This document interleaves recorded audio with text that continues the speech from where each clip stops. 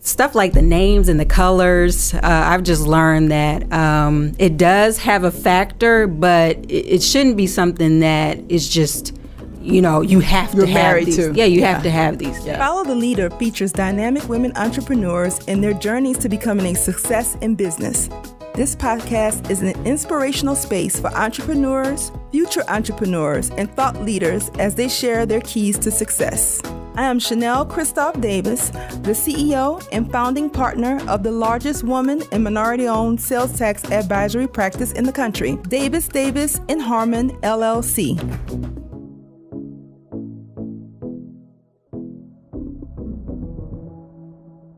Hi, today I'm so excited to bring to the Follow the Leader audience Tiffany Ricks. She is the founder and CEO of Hacware, Inc.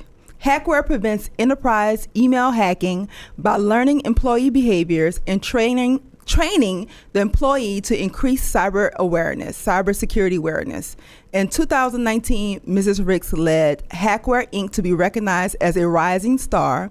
And in 2017, she was recognized by Tech Week, Inc. for its innovative web and application development work in Dallas, Texas. Mrs. Ricks has over 15 years of experience in the software development industry. She's a founder of Female Founders of Dallas. She's a contributor to Black Girls Code. And I just want to welcome and introduce the world to Tiffany. I think she's awesome. And once you hear our interview, I believe you will agree. Welcome, Tiffany.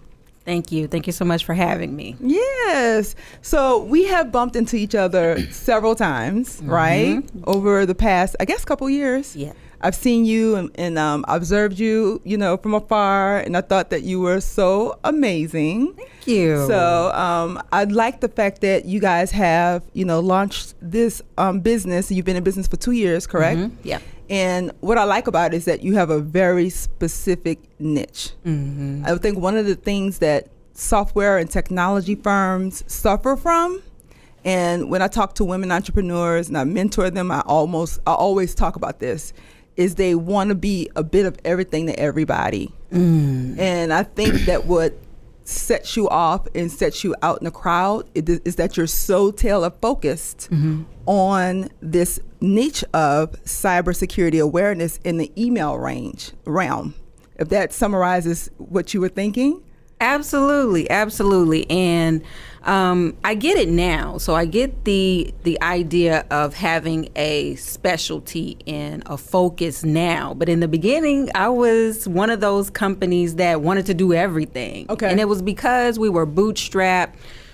We didn't have any additional funding coming from anywhere else but revenue. And so when someone would come in and ask us, technology-wise, could we do it? The answer was yes, because we wanted to make sure that we grew this business and reinvest the revenue back into our company.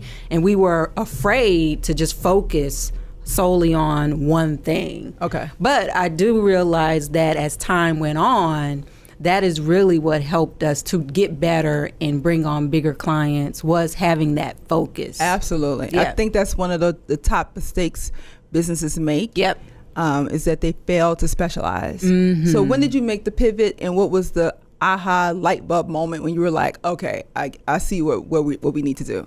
So we made the pivot, really, it was probably June of last year. I myself had skill sets in this area, and then we were hired by L3 Technologies. They're one of the largest DoD contractors to do work. Department of Defense,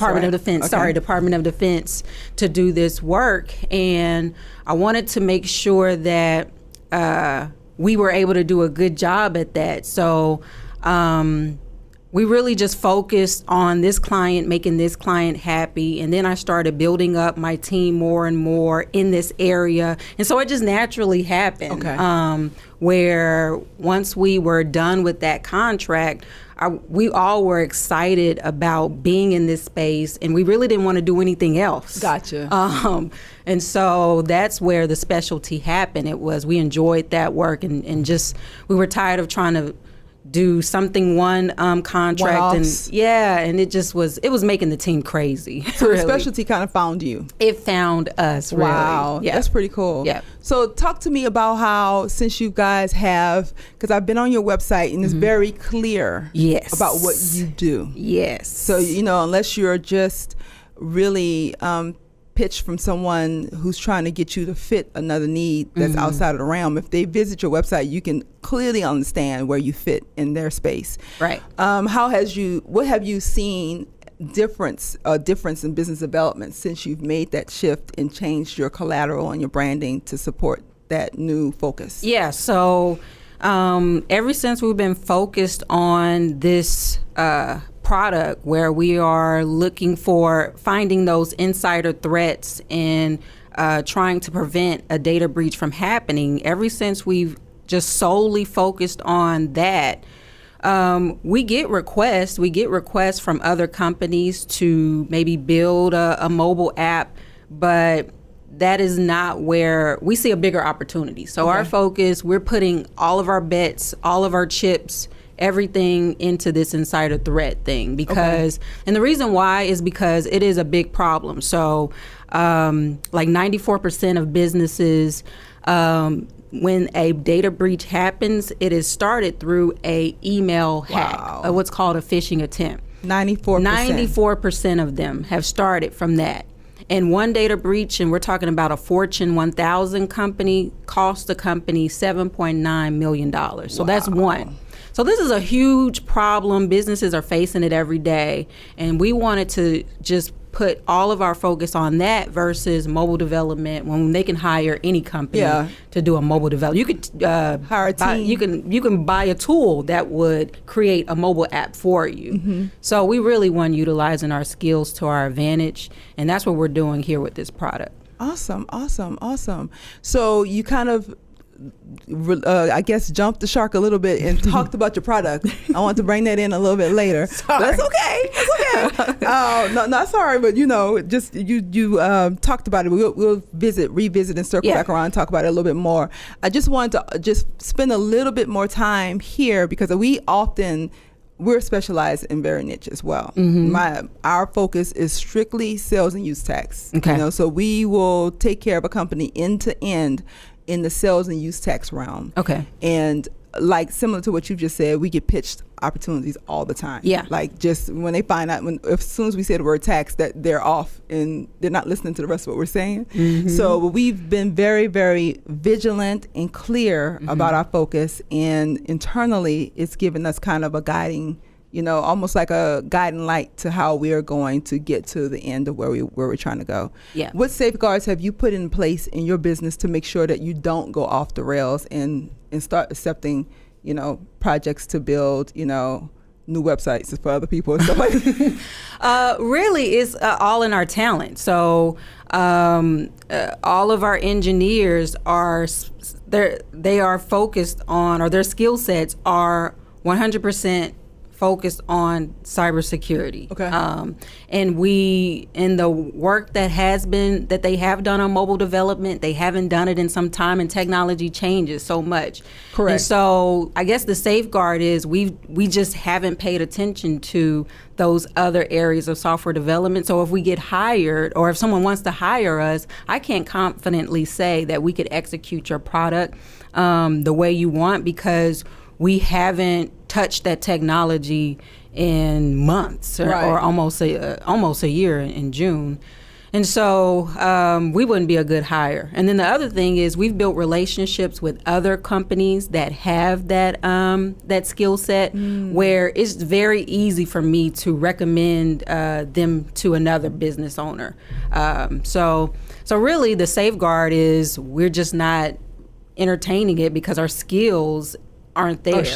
Our skills are shifting, and if you don't really put in the work, so to be an expert in something, you got to put in like 10,000 hours to really be good at it, and we haven't put any time into those skills. And so with our brand and our reputation being as good as it is because we deliver, and we deliver at a high quality, I wouldn't take the risk of putting us in a bind by taking on a mobile development product, and then it just comes out looking not at the standard that I need it to look to be. So no one is focused on that as far as our skills go. Okay.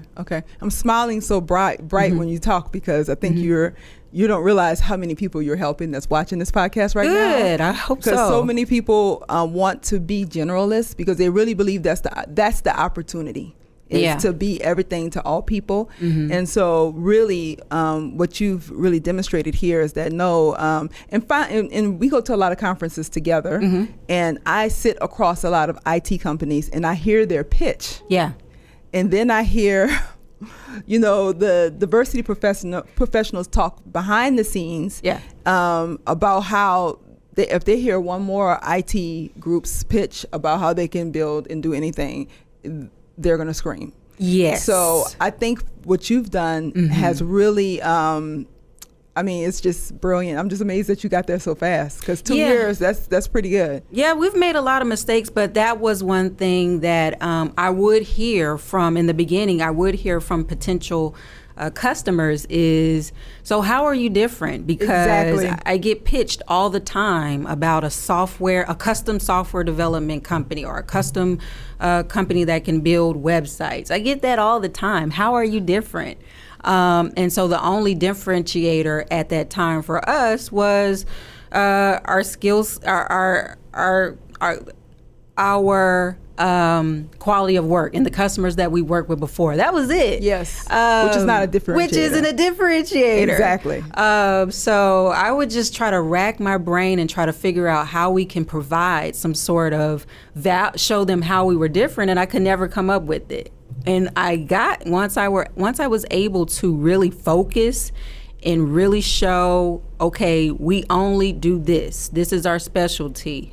We've improved products, and we've improved, processes by just focusing on this.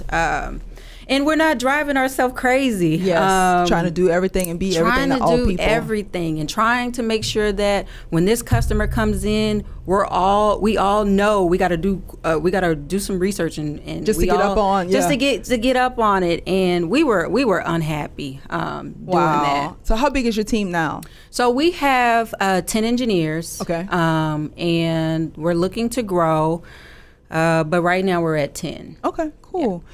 Cool. And I think too, you dropped a couple really, really key phrases, like, building your 10,000 hours. Yeah. And really being able to hold yourself out as an expert in something is very critical.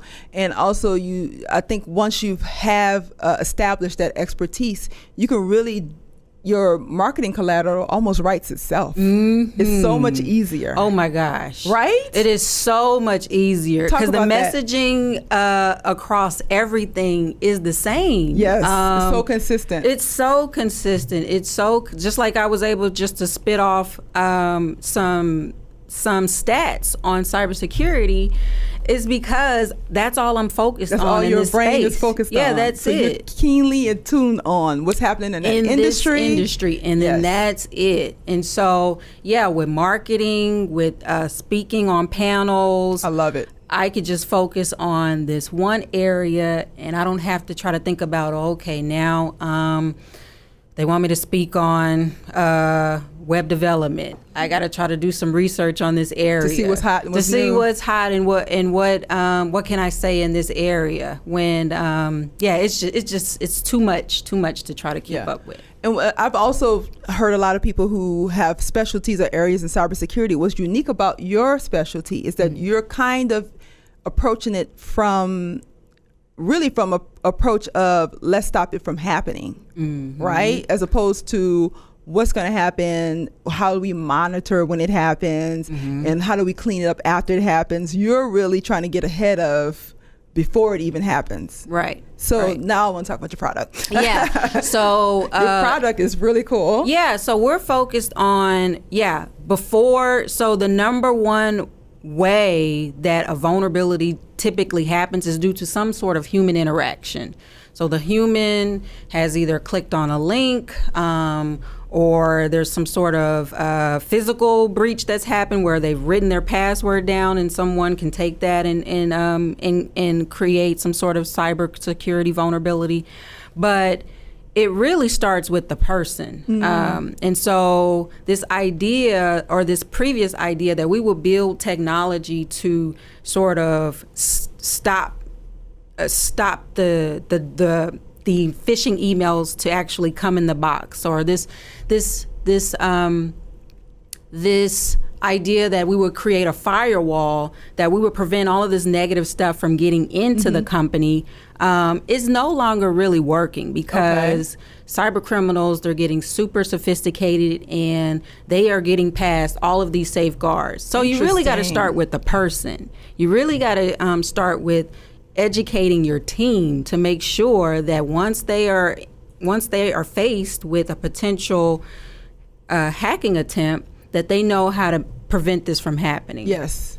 So it all comes from creating that awareness and training them. Education. So how do you, and it's funny you say that, because we had like a hacking phishing attempt that came from our existing client. Yep. So the client clicked on something, and that automatically went to his address book and sent everybody in his address book this fake email. Yep. And so when I saw the email, I knew immediately it was fake, and I don't know why, but I could just pick them out, Yeah. And but my team didn't know it was fake. So I started messaging everybody, if you get something from so and so, don't open it. Right? So we just started, because we have like a little private network where we talk to each other. Yeah. And so I immediately just like, if you get something from so and so, don't open it. And but how do you change behavior? How do you get people to critically think? Because you're hiring people every day in your company. Hiring them every day. That's it. So the way you change it is you got to simulate. So in cybersecurity, there's something called, a red team operation. So you got to really set up this environment like this was a real hacking attempt. You have to make it look as real as possible.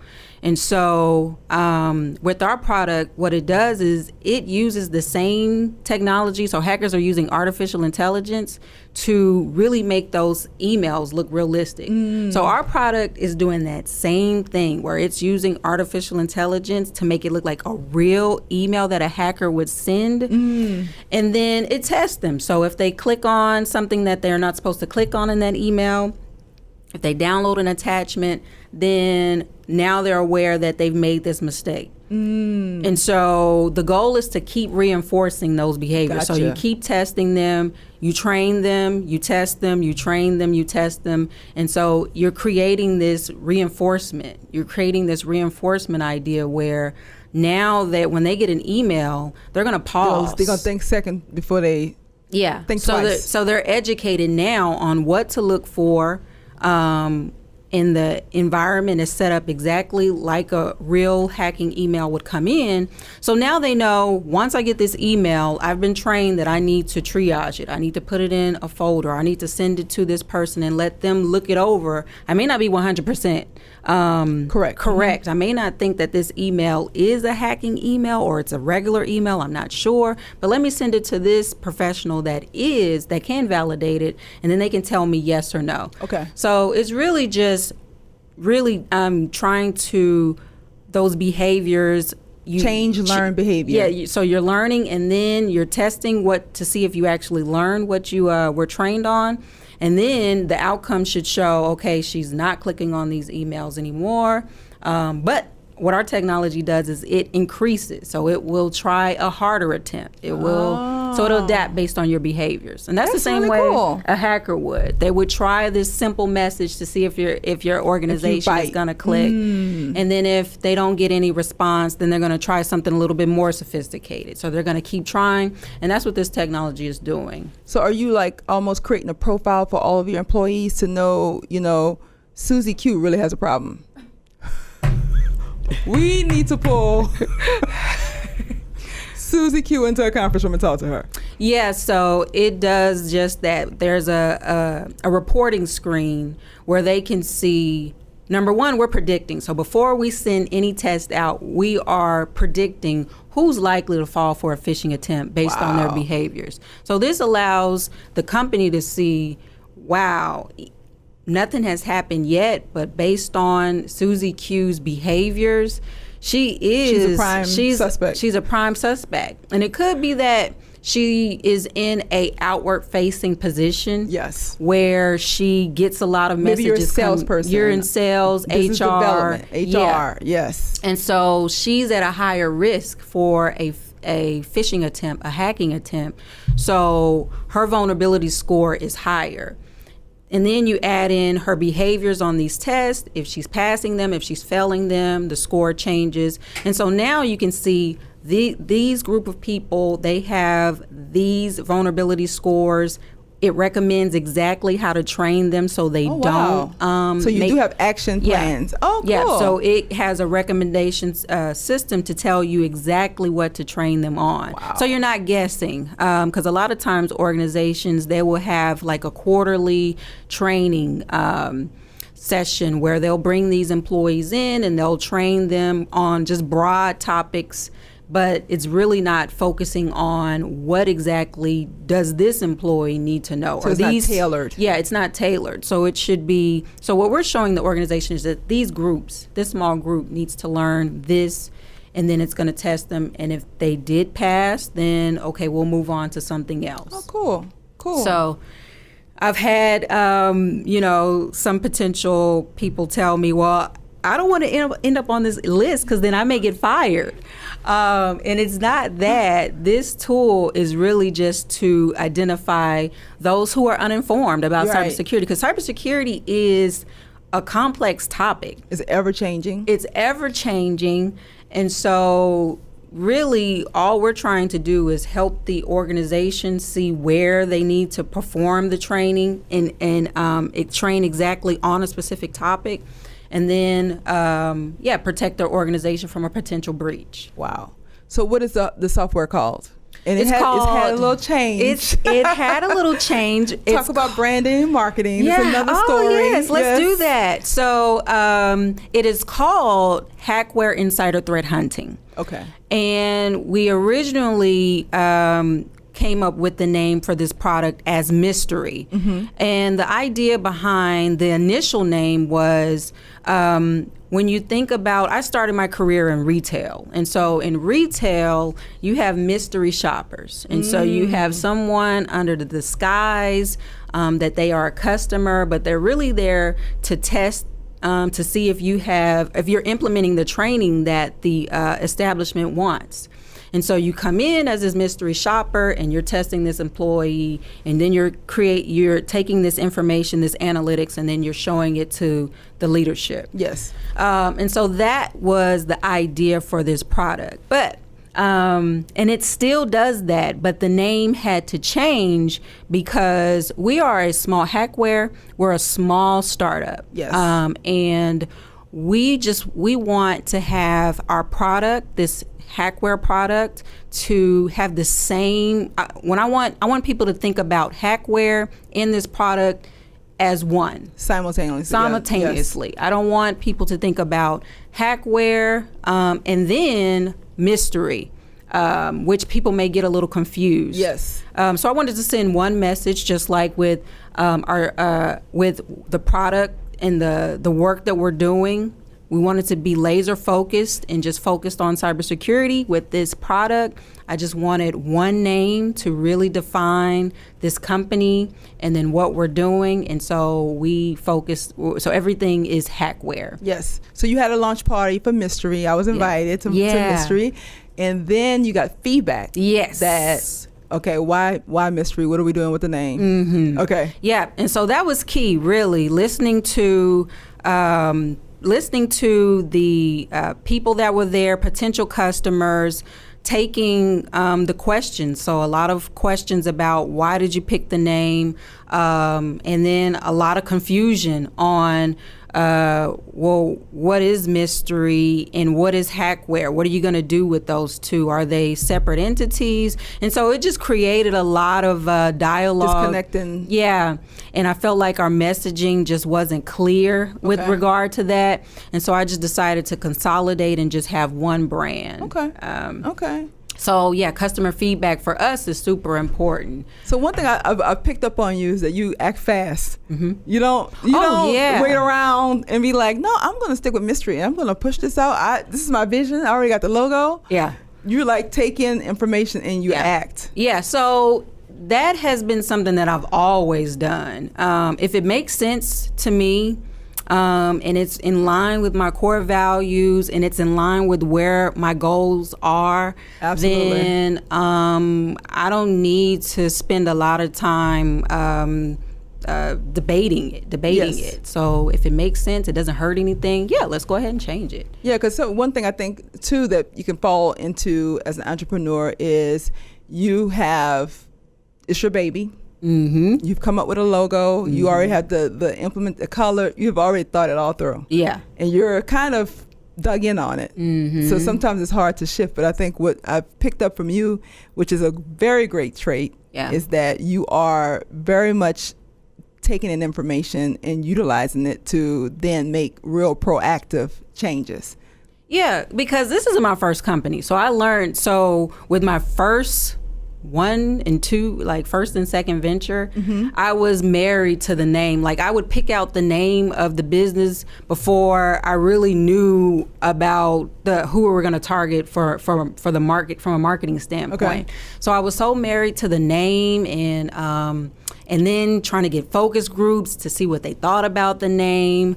And really that took a lot of time away from really trying to understand what does our customer want. Mm-hmm. A lot of times the name is nice, but really are you solving their problem? Right. Yes. So stuff like the names and the colors, I've just learned that it does have a factor, but it shouldn't be something that is just, you have to have these. Yeah, you have to have these things. So how did you pick the name Hacware? So Hacware, I picked it because in the software industry, a hacker is someone that is very good at what they do. They're very fast, they're efficient. And with us being in cybersecurity, a hacker is also, there's positive hackers like a white hat hacker, and then there's black hat hackers. And so the name comes from this idea of we're very good, we understand cybersecurity, and we're efficient, and we're a software company, so hacker software. Yes, yeah. Okay. So Hacwares. So you kind of put software and Hacware together. Okay. Yeah. And I also wanted to talk about your headshot. I love it. First of all, it took me a while to figure out that was your headshot because I saw it. I think I saw it in Dallas Innovates magazine first. And then when you sent in your bio information, it was on your bio information. And then I think I saw it on Women's Business Council's, they're having a panel discussion and you're one of the speakers, or I think you're doing like one of their panels for an event coming up. Yep. And I saw it again. I said, oh, so this must be her real official headshot. So what made you pick? I love it. I think it's adorable. Okay. What made you pick that one? Okay, so with that one. And who took it? Okay. And the story behind it? Well, really, there's not much of a story behind it. So this headshot, actually, this was something that Dallas Innovates, they came in, they did. Oh, so they took it. Yeah, they came in, they did press on our product. They wanted to take some headshots. The photographer, she had me do multiple poses and she wanted me to get the hair out of my face. Okay. And so that's. So you tossed your hair out your face. Yeah, and she caught it. Yeah, and then she caught it and she had me do it multiple times. And so I like it because it's a lighter image. It shows me in a positive light, happy. On my headshot that I have kind of circling around as well, I have sort of like a demeanor where I'm not smiling. I like this one much better than the other one. I know the other one you're talking about. Yes. Yeah. And so the reason why I kind of I like that one, so with being a woman in business, it's very important for me to make sure that I'm communicating in a verbal and nonverbal way that I'm strong, that I'm powerful, that I know how to make decisions under pressure. And so with this picture, I like it, and I struggled almost to really buy into it because I'm smiling. Oh, and so okay. I like it, but I just want to make sure that it still communicates the message of this powerful CEO that is really working to change a tough problem. Yeah. So it's lighthearted, but the thing I get out of the picture yeah. is that you are an innovator. I get that you are unique. Okay. And that I would hire this person to bring a solution to me that no one else has. Oh. Does that make sense? I love it. Yeah, that makes sense. You're going to bring to me something I never even thought about. Yeah. And the way you're not directly looking into the camera, you're kind of looking off from the camera, but you're smiling. Your head is slightly tilted up. I'm going real deep on this picture, y'all. Yeah. I thought about it. Your head is tilted up. You're very confident. Yeah. So I would come to your firm for a fresher, newer, more innovative approach to my problem. I like it. And that's it. That is the whole reason why I started Hacware. Was I wanted to be in the middle of innovation. I wanted, when our customers came to us, they knew that they were going to get an innovative product, a fresh look. Yes, a different approach. A different approach. Yes. So that is definitely right on par with. Okay, well, girl, so this is the new. I think you need to buy into this one. This is a good one. And this is your brand's colors, right? This is my brand's colors. This is a good one. Awesome. Yeah, that's taken in our office off of one of our walls. Okay. So that's Hacware Blue. Okay. And then I see, too, that you are a female founder, or you're a founder of Female Founders of Dallas. Tell us about that. So I started Female Founders of Dallas right in the beginning of my journey of starting Hacware. So 2 years ago, I travel quite a bit to San Francisco, and I like, when I'm there, I like the sisterhood. I like that women entrepreneurs, they're really like fighting for each other's business. That's cool. And so at the beginning of starting Hacware, I didn't really have that community here as a new entrepreneur. And so I wanted to create a community where it was focused on that, and it wasn't any cost associated with it. Right. It was a community where entrepreneurs, innovators, creatives could all get together, and we could talk about real things that's going on with our business. A lot of times in entrepreneurship, we say, oh, it's great. We're having a great year. But at home, we're going home and we're crying our eyes out because things are not quite working out. And so I found some other women who wanted to be a part of this movement. And so what we do is every quarter we'll put out an event where we're trying to either learn something or we're networking to figure out how we can help each other's businesses, and they're all free. So is it all in the technology realm? No. Okay. No. So we've had events where authors, so an author can communicate their journey of how they started writing their book.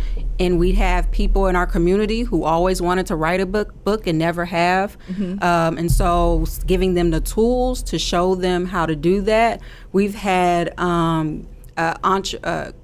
people in the restaurant industry that are caterers, and in the restaurant industry, it's tough. So them mentoring and helping these new entrepreneurs, kind of give them a guide or a playbook on how to actually navigate in this space.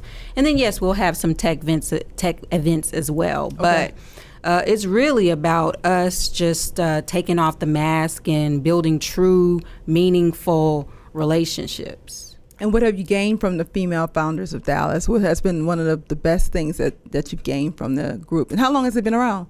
So we started in 2017.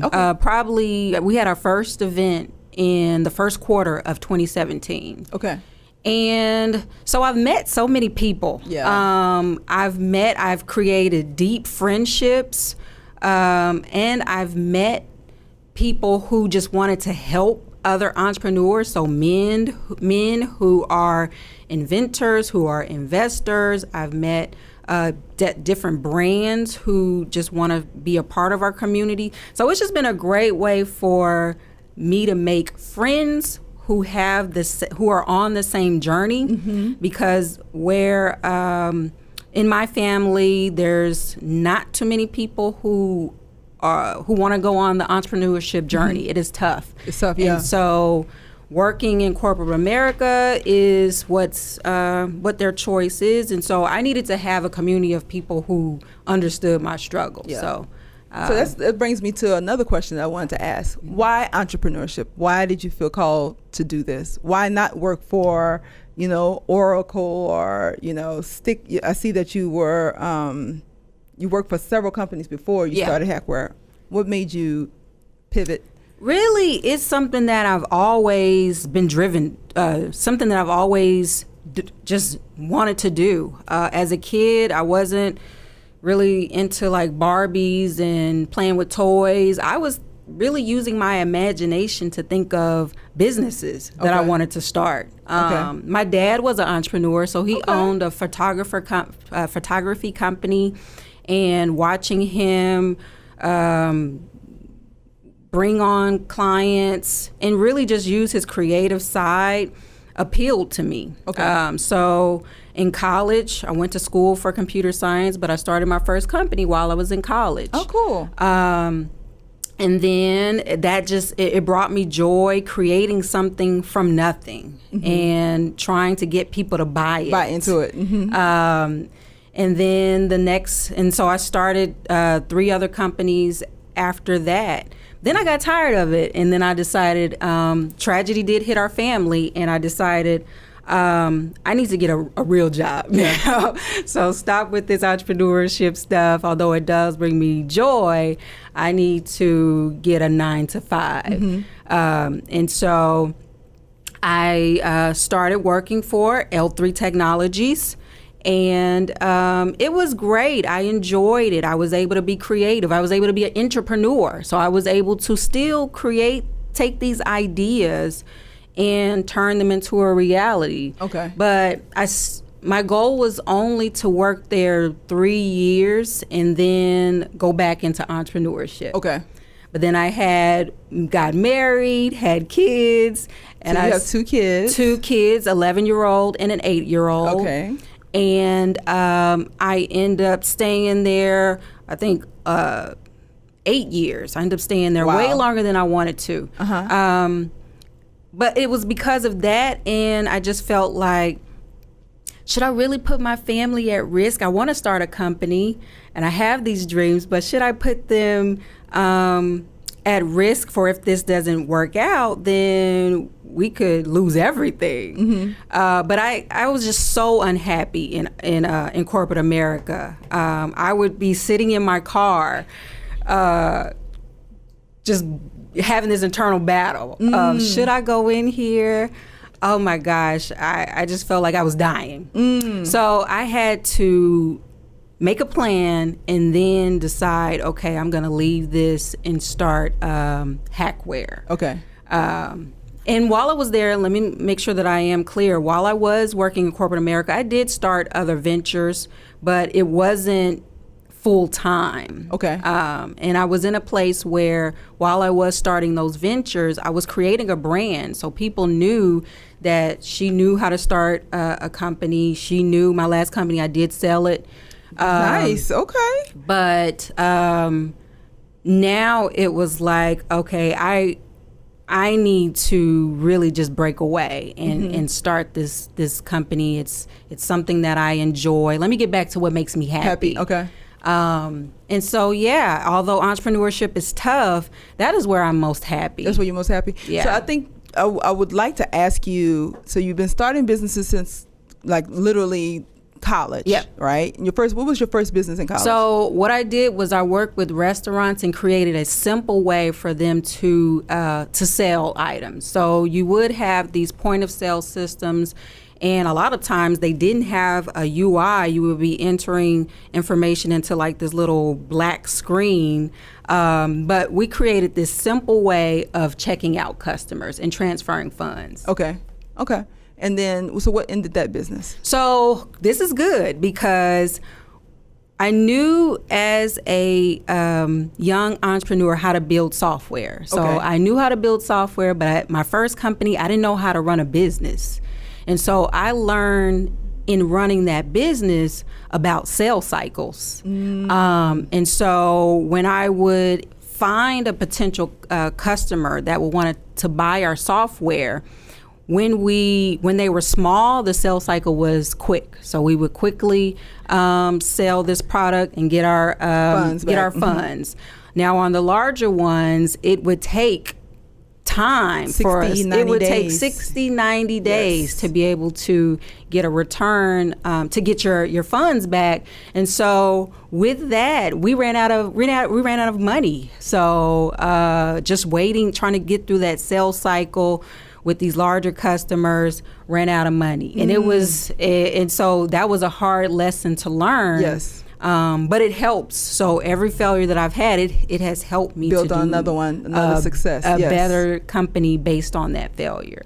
So even at L3 Technologies, what did you take out of that experience that you brought into your new adventure? Your new venture? I learned a couple things. I learned at L3 how to work in a team. So how to work with various other teams. So not just engineers. So I know how to work with engineers, but those who may not understand technology that well, and how to communicate what you're trying to do in a non-technical manner. So learn how to lead large-scale teams, and then also learn how to recruit. How do I sell this idea of you coming and being a part of my team? And so that has helped us immensely. I just recently recruited an engineer from Seattle. So, and he lived there his entire life. Wow. But able to have him see the vision of what we're doing at this company, how we're trying to solve this huge problem, and getting him to move him and his entire family to Dallas. Yeah, I think that's very key, and I wanted to, put a pin in that and really focus on that, because I think we're in a time where people are really pushing this concept of entrepreneurship, and they almost, like in social media, sell it in a way where if you're not doing something on your own, you're like a loser or something. Oh my gosh. Like it makes it seem like, you know what I mean? Like it's all rosy over here, and what are you doing with your life? And it makes me so bad for this generation. Yeah. Because we didn't have that pressure. Right. And you have to work for someone else to know how to do it for yourself. Like if you don't have those muscles, if you don't build those muscles, unless you worked for a family business before, really you can gain a lot from working for other people. So I just always want the younger generation to realize that there's a process to this. And the fact that you were there for 8 years, I'm sure you took so much away from that experience that you're using today.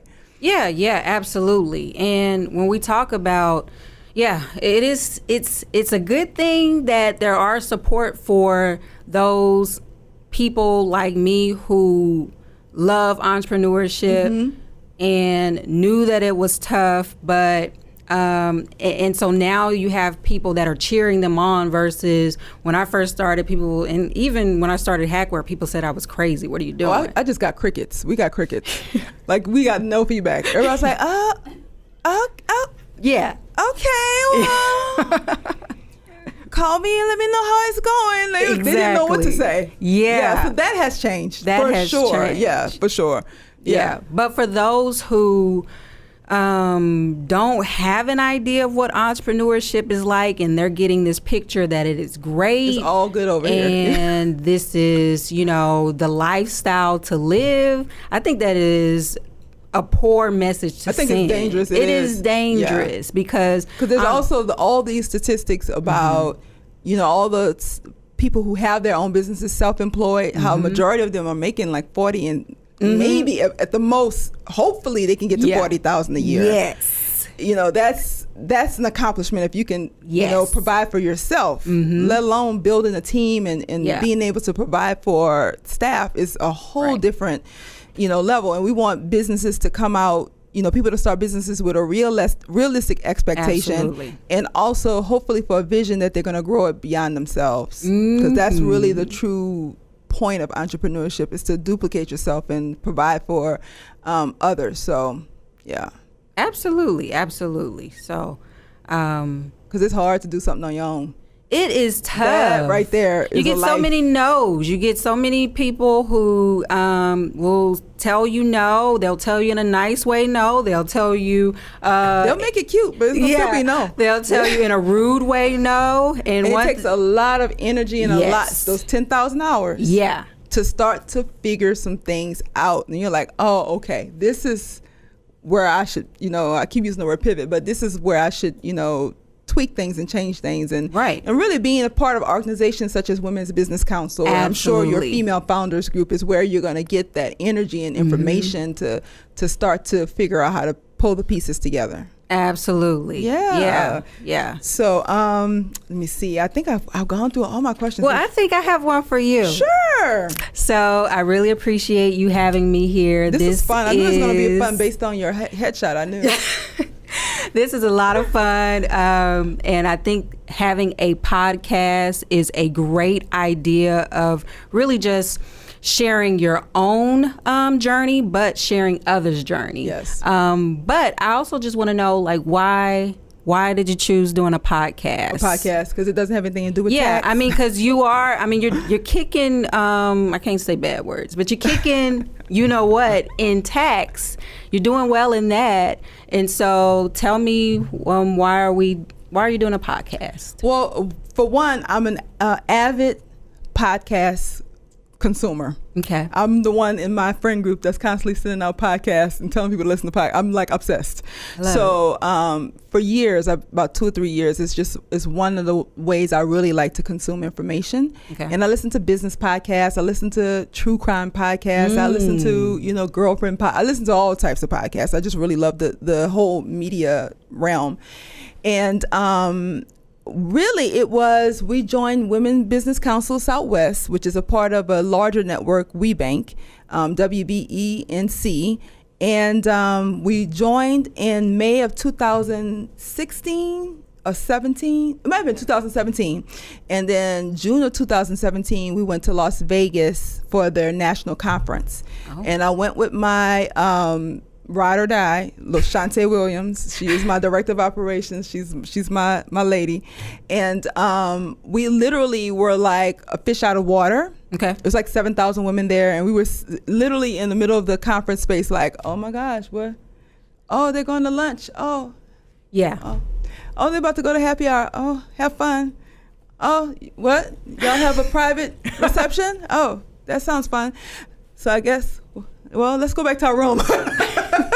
No one knew who we were. Oh, yeah. And a lot of these women have been in this network for 10 years plus. And so they had all these close, intimate relationships. Yeah. And so my light bulb moment was, how do I get myself out there, right? Especially because I think Dallas is a very bubble place. Like we are very, bubbleized in a way. Yeah. It's hard to break out of the bubble of Dallas. And that could be, I guess you can say that for any given city, USA, right? Yeah. I'm sure people in Atlanta feel like it's hard to get known outside of Atlanta. People in New York feel like it's hard to get to be known outside of New York. So I just was like, how are we going to penetrate this organization? How are we going to get our name out there? And I was like, well, I love it. I love podcasts. I'm going to invite them on the podcast. Yes. And it's really cool because I selfishly, I'm learning so much. Okay. Like I ask questions that I want to know, right? So for me, it's an education. I'm constantly learning about, different industries, different, marketing, the way people market their business. Yeah. And you just told me about, how you did a focus group on, your product name, so I'm constantly soaking in the information. So for me, it's also selfish in that way, right? Because I'm living out my life's dream, which is to peek behind the curtains of different organizations. And it gives women CEOs a platform to come on and tell their stories, because one thing I noticed in the podcast media world, there weren't many women podcasters, period. Right. And there were even fewer African-American podcasters. So I was like, African-American woman podcaster, boom, let's do this, okay? We can do this. So that was kind of my reasoning. And it has been, for me, so much fun. I love doing it, booking the guests and learning about their stories, getting their bios. I mean, it's been so much fun for me. So how do they immediately say yes, or do you have to? No. Okay. No. Well, sometimes, we've had a couple instances where the women are like, I'll do a phone, but I do not want to be on camera. Yeah. And I have to respect that. Yeah. I would prefer to get both, but okay, we will respect that. So sometimes we just have their headshot on the video, and they're talking to me, and you can see their headshot, and you'll see me. And I think a lot of people, especially entrepreneurs, the CEO or the head of the company, they don't want to be the figurehead. They had no intention on being the face of the business. And to be honest with you, Tiffany, it took me a while to step into that role and accept that piece of it. I would oftentimes try to, not submit a picture with something, or I just didn't feel like it was necessary. Like, why do you have to see what I look like, And but also being a part of different networks, I realized that you have to be the face of your business. Yep. You have to. So we do face apprehension, and sometimes it takes us a while. It takes us a while to work on them. And I mean, I've had some wonderful women that I want on this podcast desperately, and they're like, I'm gonna pray on that. Oh, you're gonna be fabulous, because when I get with them one-on-one, they're amazing. Yes. And I'm like, my first thing I say is, okay, stop talking to me. I need to have you on my podcast so you can tell this story. And they're like, what? No, I didn't say I was gonna. So it's been fun though. I love it. Yeah. So did it create those relationships? Did you break through? For sure. Definitely locally, again, Dallas the bubble. It definitely has helped me locally in our local RPO. And I've definitely had, one of my guests was Janice Bryant Howard, who is a phenomenal billionaire. She is on the national board for WeBank. Okay. And she was one of my podcast guests last season, Wow. So absolutely. It's happening. It's like anything, right? It takes time. To build your name and build your, your reputation, but it's happening. Yeah. Yeah, for sure. But I definitely identified, like, the first time that I went to any Women's Business Council event, I noticed immediately, wow, they have relationships. Yeah, they know each other. They walk in the door and they're like, oh my God, yeah.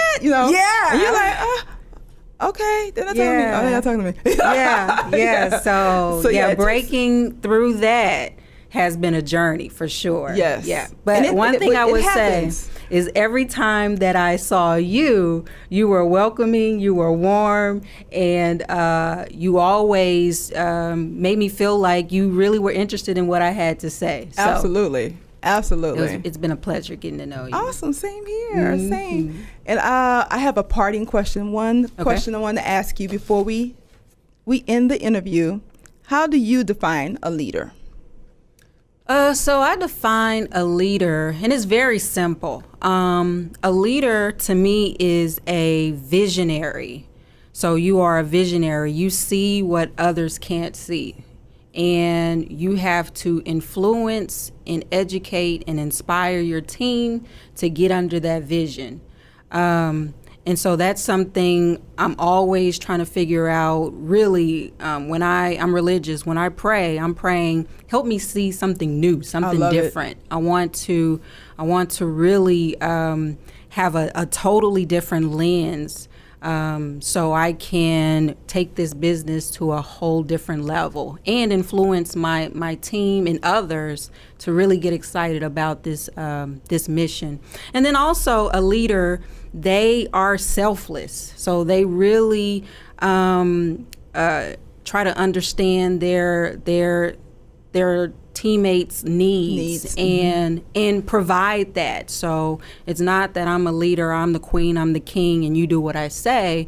It's more of I understand you, I understand what inspires you, and I'm going to really help motivate you to get to where you want to be and help us all get together and push this vision forward. Absolutely. And you're doing it because you got your first recruit from out of state. That's absolutely huge. Yeah. That's a huge milestone that you need to mark down. Yeah. Because that's not easy to do. Yeah. So you're doing something right. Thank you. I try to really try to embrace the small things that's going on and not just look for, because I am always thinking about the next, and I don't really enjoy the moment. That's the part of being an entrepreneur. Yeah. You suffer from that for sure. Yes. But taking the time to really say, oh, okay, yeah, this is good. This is something that I hadn't done before. We needed it done, and we got it done. So enjoy this moment. Yes. Yeah. Yes. Well, you were recently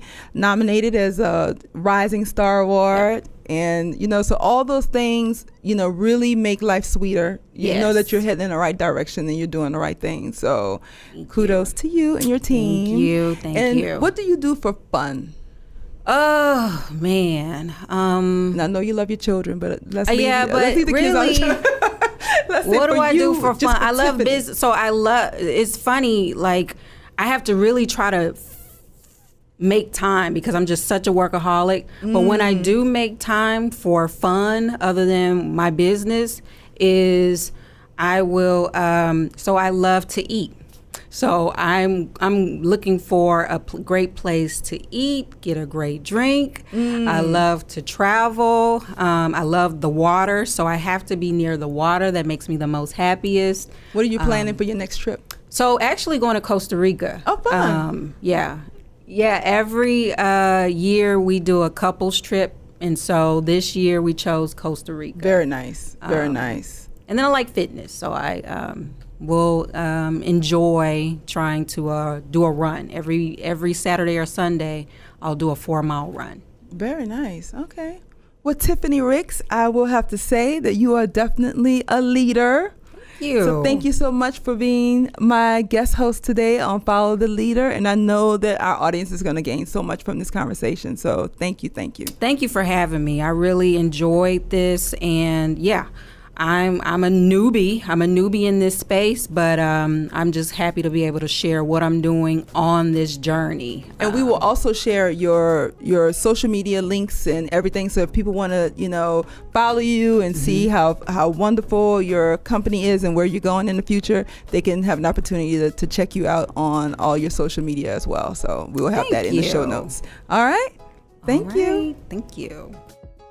You can find all of our past episodes on iTunes, Spotify, and Google, or any of your other favorite podcast platforms. Be sure to subscribe to the show, rate, and leave us a review. Let us know how we're doing. Thank you for listening. You're listening to RNCN, the digital destination for premium talk radio.